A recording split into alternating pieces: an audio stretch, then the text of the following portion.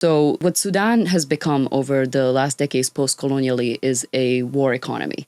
Capitalism, as it manifests itself in the periphery, is stripped to its primitive bare, right? Where capital is at its very bare is not, everything's commodified. Everything is up for grabs in order to be exchanged and traded, similarly to the way we exchange and trade commodities as commodities here in the West. And that includes people's bodies.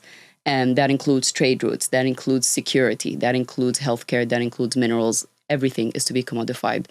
So in the past decades, when what has been happening is what the scholar Megdi Ghezuli terms a accumulation via rural militia, whereby after decades of austerity, of deregulation, of uneven development, a large section of the population, mostly young men, have been rendered as excess in the capitalist forms. They are a superfluous labor that is not to be included within the formal economy, especially as it implodes. That's right. So then these young men are left with no choice to provide for themselves, to provide for their family, but to be part of this war economy. That is how the RSF has come to be, with its predecessor, the Janjaweed, and now during the Darfur genocide and the ongoing genocide right now in Darfur regions and Kordofan. And what we end up having is a situation where you have no choice but to take up arms. You have no choice but to either join either party, whether it's the RSF or the SAF,